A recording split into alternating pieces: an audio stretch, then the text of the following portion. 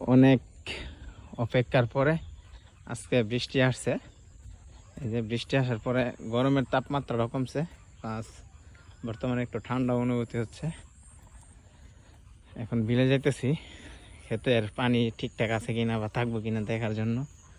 কারণ আজকে তেল কিনে আনছিলাম খেতে কল দিয়ে সেটা পানি দেওয়ার জন্য, তো আল্লাহর কি রহমত, তেলটার কাজে লাগলো না, বৃষ্টি এসে পড়ছে রহমতের পানি। তো ওখানে যাইতেছি, ব্যাঙও ডাকতেছে খুব সুন্দর আশেপাশে। ধান কিছু মোটামুটি পাকছে, কিছু বাকি আছে। পরিবেশটা খুব সুন্দর হচ্ছে বৃষ্টিটা আসার পরে, বিশেষ করে ধুলাবালুটা প্রচুর কমছে। একমাত্র বিলে ছাড়া সব জায়গায় ধুলাবালু ছিল।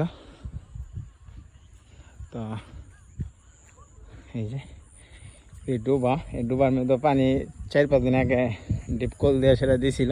তো আজকে বৃষ্টি আসাতে আরও কিছু পানি এখানে বাড়তি জমা হয়েছে। জিনিসটা খুব উপকার হয়েছে বৃষ্টিটা আসাতে। প্রত্যেকটা ডোবাতে বা পুকুরে এই যে মেশিনটা, এই মেশিনের মাধ্যমে পানি দেওয়া হয়েছিল।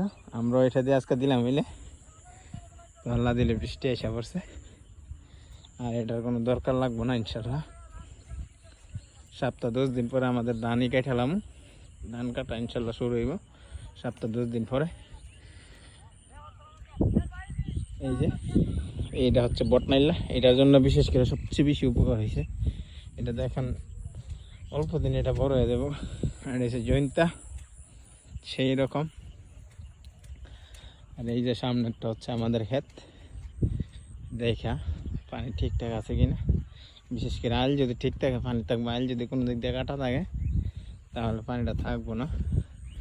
তো মূলত আসছি আইলটা দেখার জন্য, সাথে কোদালটাও নিয়ে আসলাম।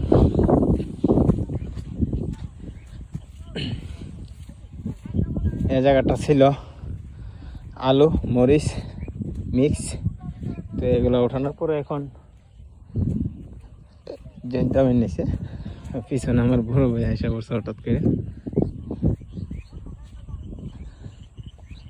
এই আজকার বাতাসে ভাই ইয়ারা ফিরে গেছে ধানটা, এই ধানটা আজকার বাতাসে পড়ছে, ধানটা একবারে খারাপ ছিল।